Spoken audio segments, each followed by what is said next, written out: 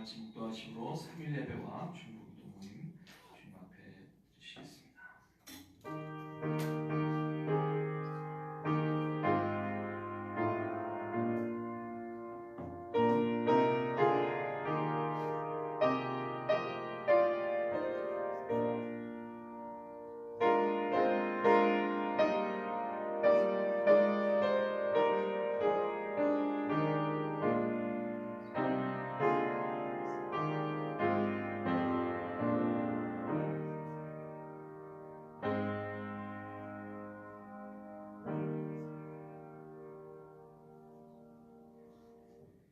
본래 진노의 자식으로 저희 죄로 말미암아 죽을 수밖에 없는 영혼들이었지만 주님께서 은혜로 말미암아 믿음을 통하여서 저희를 구원하여 주심을 감사드립니다. 성의로 3일 동안 주님의 보호 아래 지켜주시고 이렇게 쌀쌀한 가을 날씨에 주님 다시 주님 성전으로 저희를 초대해 주셔서 저희를 통하여서 중보 기도를 또 예배자로 세우심을 감사드립니다. 이 예배를 통해서 주님 홀로 영광 받아 주셨고 이 모든 말씀 예수님의 이름으로 기도했습니다. 아멘. 다 같이 찬송가 447장을 부르시겠습니다. 오 신실하신 주 447장을 부르시겠습니다.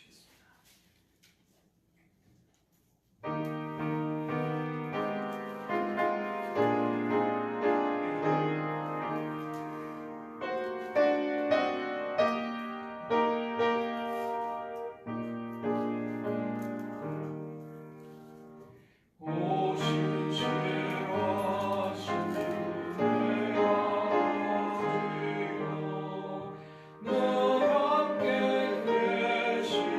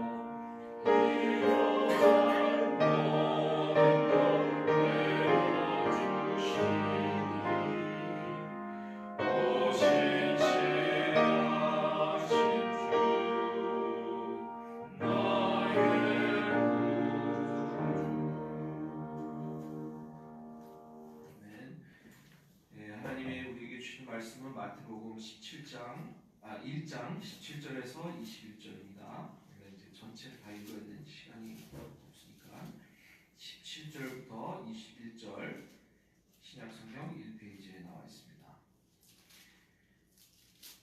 교도하십니다. 그런즉 모든 내 수가 아브라함부터 다윗까지 14대요 다윗부터 바벨론으로 이거할 때까지 14대요 바벨론으로 이거한 후부터 그리스도까지 14대니라. 예수 그리스도의 나심은 일어나니라. 그 모친 마리아가 요셉과 청혼하고 동거하기 전에 성령으로 잉태된 것이 나타났다는데 그 남편 요셉은 의로운 사람이라 저를 드러내지 아니하고 가만히 끊고자 하여 이 일을 생각할 때에 뒤에 사자가 경고하여 가로되 다윗의 자손 요셉아 내 아내 마리아에게 우리를 무서워 말라. 저에게 잉태된 자는 성령으로 되는 것이라. 다 같이 읽겠습니다. 아들을 낳으리니 이름을 예수라 하라. 이는 그가 자기 백성을 저희 죄에서 구원할 자이시니라 하니라. 아멘. 저희가 이제 저번 주에 우리가 배운 말라기부터 마태복음까지는 400년이 흘렀습니다. 그 400년 동안 하나님께서는 어떤 예언자나 선지자를 통해서 말씀을 주지 않냐고 침묵하시다가 이제 마태복음 통해서 예수님의 족보로 시작하는 말씀을 주시게 됩니다. 족보를 보면은 처음에는 왜 이렇게 이름이 많고 좀 보링하게 느껴질 수 있는 그런 내용인데 이 족보를 통해서 역사 전반에 걸친 하나님의 주권 사역에 대한 진리가 있다는 것을 우리가 알게 됩니다. 약속된 메시아로서의 그리스도라는 정체성, 그것을 확증하기 위해서 마태는 성령의 감동으로 이스라엘의 주요 역사와 예수님의 탄생이 연결되어 있음을 부각시키고 있습니다. 우리가 세 가지로 1장 말씀을 우리가 기억하겠는데요. 주의할 것은 이제 다윗의 자손, 예수라는 말이 자주 나오는데 이 다윗, 이제 영어로도 그렇지만 히브리어로도 A, B, C, D, 그러니까 히브리어 알파벳은 숫자로 변환할 수 있다고 합니다. 그러니까 A, B, C, D 하면은 숫자로 뭐가 되죠? 1, 2, 3, 4. 예. 그리고 중간에 V라고 하는 W가 6번째 알파벳이에요. 그리고 마지막에 또 D가 나옵니다. 그러면 다 합치면 어떻게 되죠? 4 더하기 6 더하기 4, 14.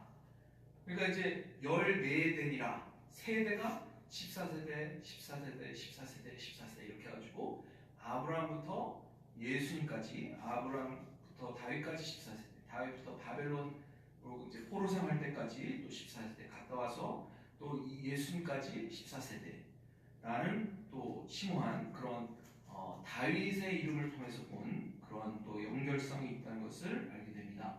첫 번째 우리가 알 수 있는 것은 예수님의 혈통은 하나님의 주권을 보여주는 역사입니다. 예수님이 첫 절부터 다윗과 아브라함의 후손임을 강조하고 있습니다. 단순한 세부 사항이 아니라 선언과도 같은 선포인데요. 예수님은 오랫동안 이스라엘이 고대하던 왕이실 뿐만 아니라 하나님께서 아브라함에게 어떤 약속하셨죠? 12장에 이제 창세기 12장에 해변의 모래를 보여주시며 또 하늘의 별을 보여주시면서 모든 민족을 축복하실 정도로 이제 많은 족속의 조상이 되리라. 누구를 통해서? 아브라함의 씨를 통해서 모든 민족을 축복하신다는 언약 예언의 성취가 바로 예수 그리스도라는 것을 마태복음은 증거하고 있습니다. 이 족보는 상황이 혼란스러울 때에는 역사를 주관하신 하나님의 손길을 드러내주고 있습니다. 우리 예를 들어서 하나님께서는 우리 삶의 가장 세부 사항까지도 하나님의 주권 안에서 관리하신다는 것을 우리가 기억할 수 있습니다. 특히 어려운 고난을 당할 때 주님의 뜻이 어디에 있는지 캄캄해 보일지라도 이 이스라엘 역사를 통해서 구세주를 탄생하게 하신 주권 하나님의 역사를 볼 때 우리 삶에도 역사하고 계신 줄로 믿으시기 바랍니다. 두 번째는 예상치 못한 인물들의 역할에 대해서 나오고 있습니다. 보통 이 세상 왕의 족보를 언급할 때 보면은 좀 잘난 인물만 부각하기가 쉽죠. 예를 들어서 북한의 김정은도 자기 어머니 얘기를 안 합니다. 북한에서는 제1교포를 이제 좀 차별하는 말로 뭐 째보라고 한다고 하는데 자기 어머니가 제1교포라는 것을 발표를 안 합니다. 왜냐면 또 정치적으로 또 사람들에게 불만을 일으킬까봐. 그러니까 잘난 사람 얘기만 하게 돼 있어요. 족보에.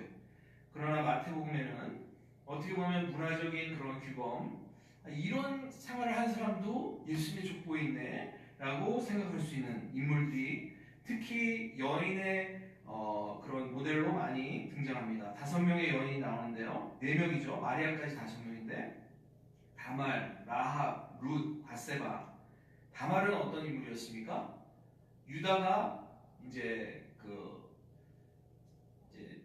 자식이 이제 죽고 남편이 없자 변장을 하죠. 창녀로 변장을 해서 시아버지와 잠자리를 한 상상도 못할 그런 근친상간이라고 볼 수 있는 그런 행동을 한 인물입니다. 그리고 이제 거기서 자식이 2명이 났는데 생각해 보세요. 그러면 그 자식의 아버지가 유다입니까? 할아버지가 유다입니까?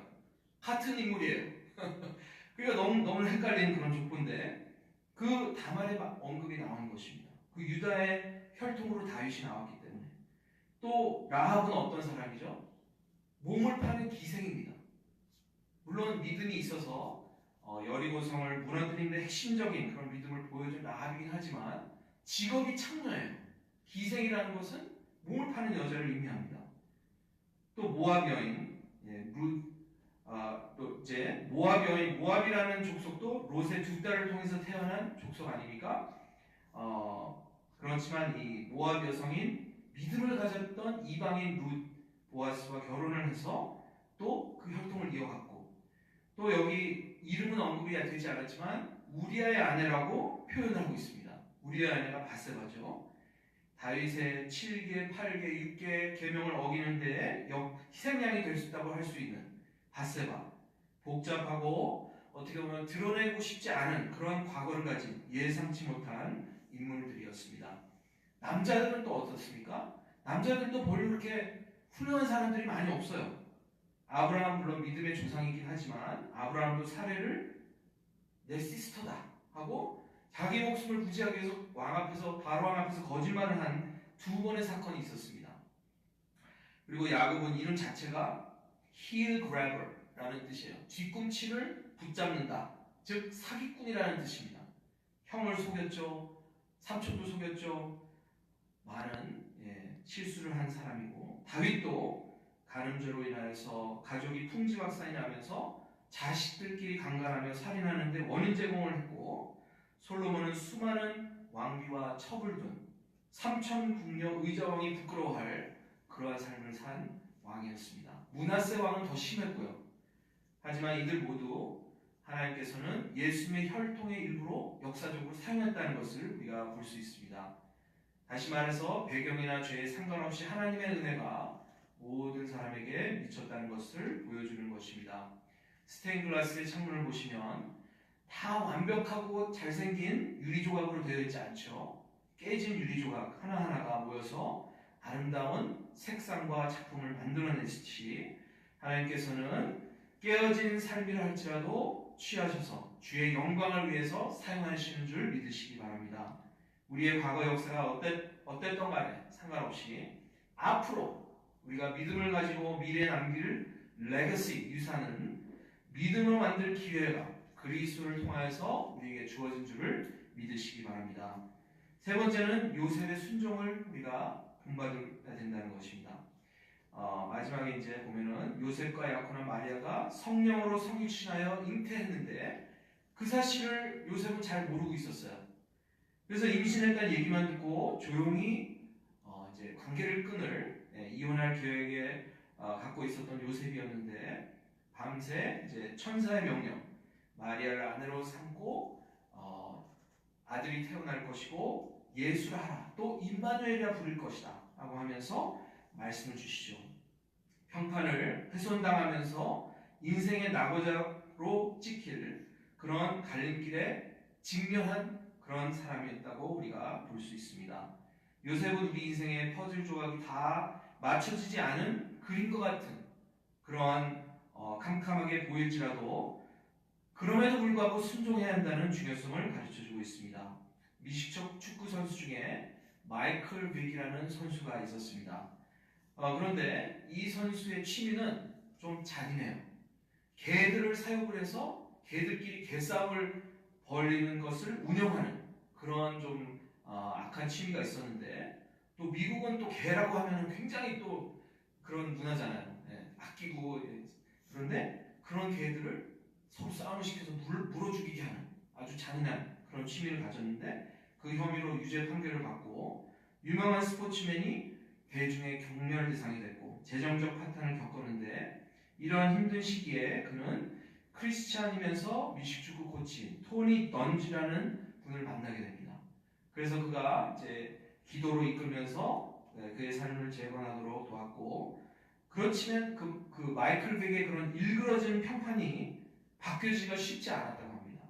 동물 권리 옹호운동, 또 자기가 돈을 들여서 매월 2번씩 전국을 돌면서 휴메인 소사이어티라고 하는 개싸움 방지를 위한 헌신을 했음에도 불구하고 지금도 대중의 인식 속에는 마이클 빅 하면은 동물을 학대한 사람, 이게 그냥 박혀 있는 거예요. 요셉이라고 이런 평판이 나빠지는 결정 쉽지 않았을 것입니다. 하지만 하나님 말씀에 순종을 했습니다. 그래서 하나님께서 요셉을 사용하시고 요셉의 삶을 통하여서 하나님의 약속에 대한 믿음의 중요성을, 얼마나 그 순종의 아름다움이 중요한지 다시 우리에게 가르쳐 준 줄로 믿습니다. 다 같이 기도하겠습니다. 사랑하는 주님, 오늘 마태복음 1장을 통해서 어떻게 보면 이해가 안 되는 긴 이름들과 족보가 있지만 그 역사를 통해서 하나님의 주권을 우리가 감사하게 도와주시고, 깨지고 부서지고 상처있는 삶이 있다 할지라도 그러한 영혼도 하나님께서 쓰신다는 것을 우리가 깨닫게 하여 주시고, 모든 사람에게 전할 그 기쁜 소식을 어려운 상황에서도 순종했던 요셉의 용기를 저에게 허락하여 주시옵소서. 감사드렸고 예수님의 이름으로 기도드렸습니다.